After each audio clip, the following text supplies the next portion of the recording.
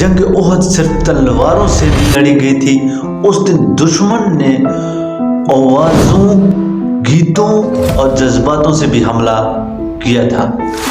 वो गाने जिन्होंने खून खोला, वो परचम जिसके गिरने से लश्कर टूट जाते थे, और वो लम्हा जब एक मुजाहिद तारीख बन रहा था।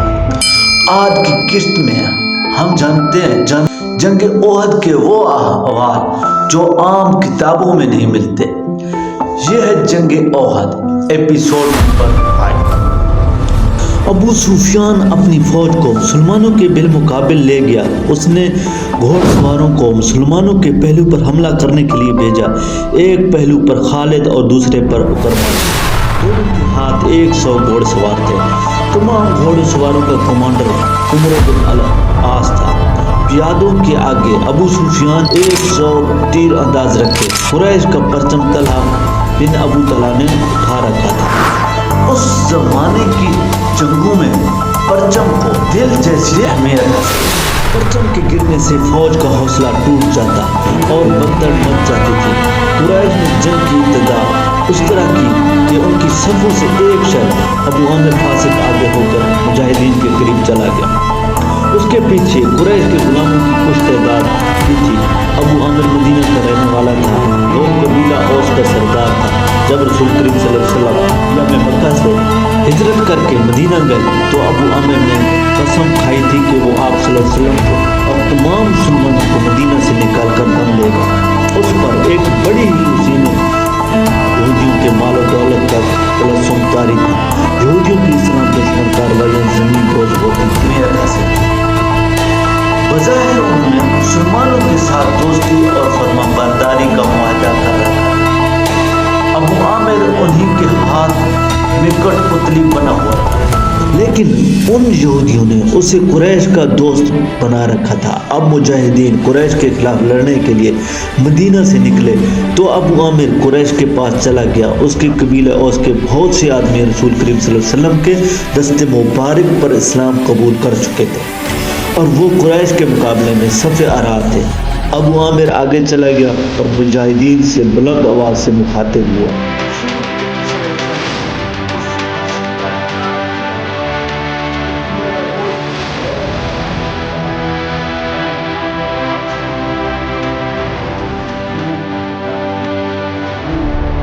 मेरी बात गौर से सुन लो। वो अपनी ललकार पूरी न कर पाया था कि मुजाहिदीन इस्लाम की सबसे किबले औस के एक मुजाहिद की आवाज़ गरजी, ओ फासिक बदकारा, हम तेरे नाम पे थूक चुके हैं। खालिद को वो वक़्त याद आ रहा था।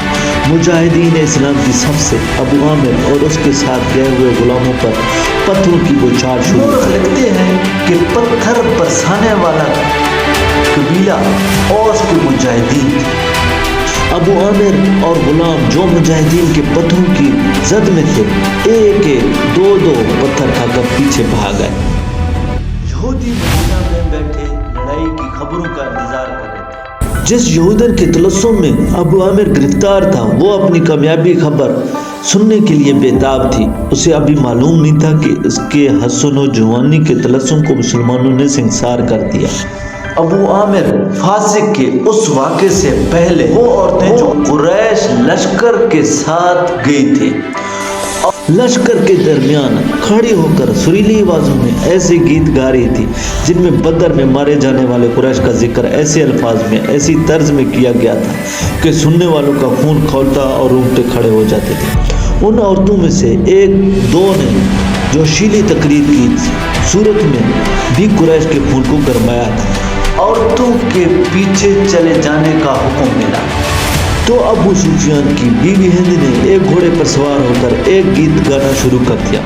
उसकी आवाज़ बुलंद थी, उसमें सोच भी था। तारीख लिखने वालों ने इस गीत के पूरे अशार कलम बंद नहीं किए।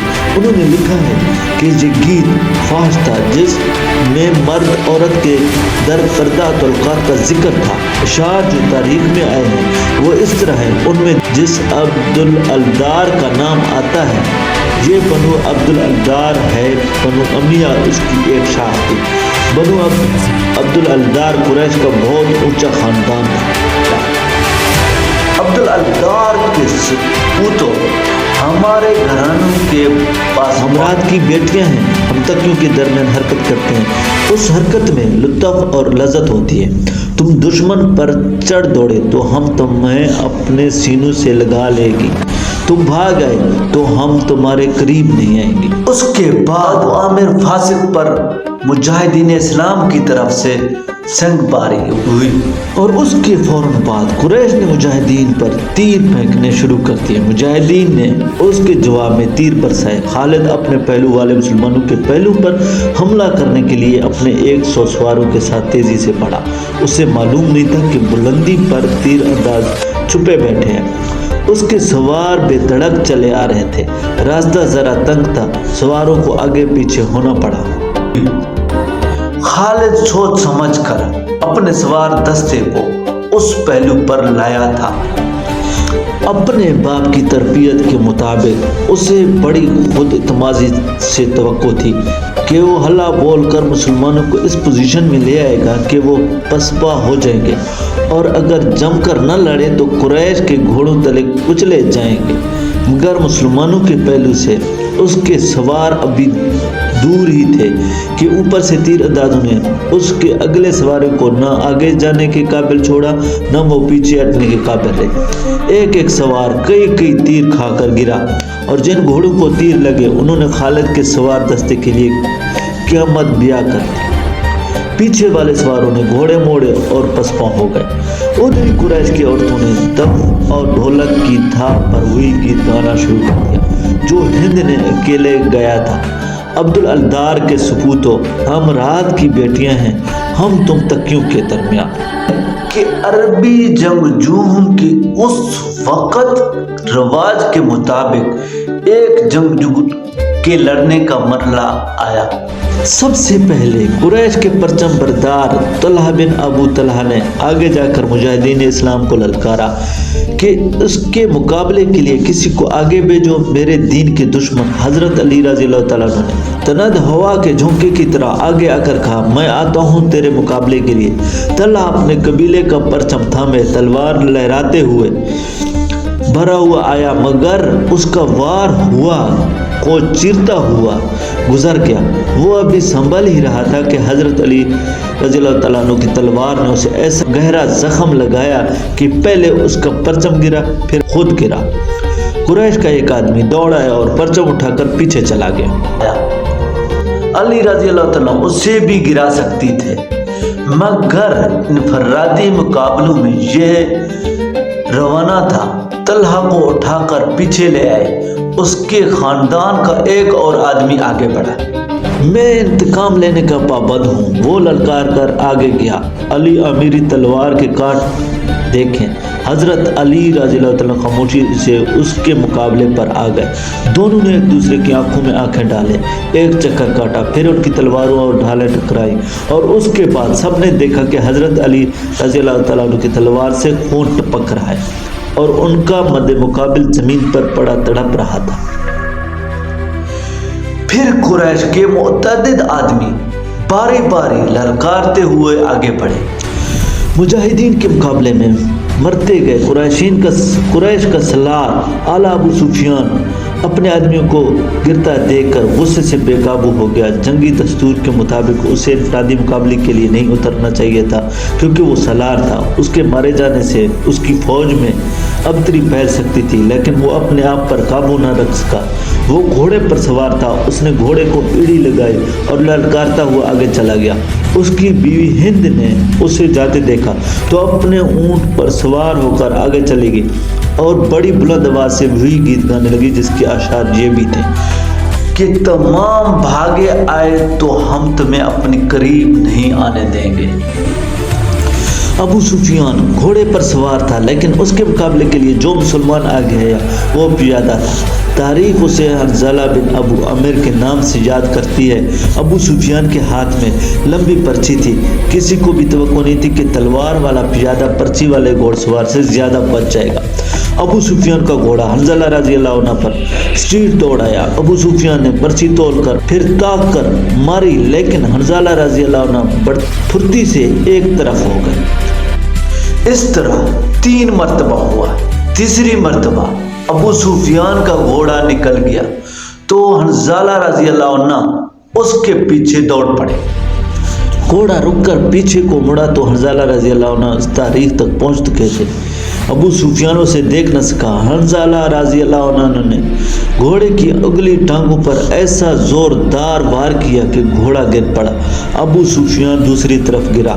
हंजाला रजी अल्लाह अन्हु उस पर हमला करने को आगे बढ़े तो अबू सुफियान गिरे हुए घोड़े के इर्द गिर्द दौड़ दौड़ कर अपने आप को बचाने लगा और उसके साथ ही उसने कुरैश को मदद के लिए पुकारा। कुरैश का एक प्यादा मुसलमान उस गलत फहमी में रहे कि ये आदमी अबू सुफियान को अपने साथ ले जाएगा। उसने बेअसूली का मुजाहरा किया। पीछे से हंजाला रजी अल्लाह अन्हु पर वार करके उन्हें शहीद कर दिया। अबू सुफियान अपनी ही सफ़ों में भाग गया। पिछली तमाम किस्तों के लिंक्स कमेंट्स में दे रहा हूँ, वहाँ से जरूर वीडियो देखें। ये तमाम वाक़यात किताब शमशीर बिन याम से माखूज़ है।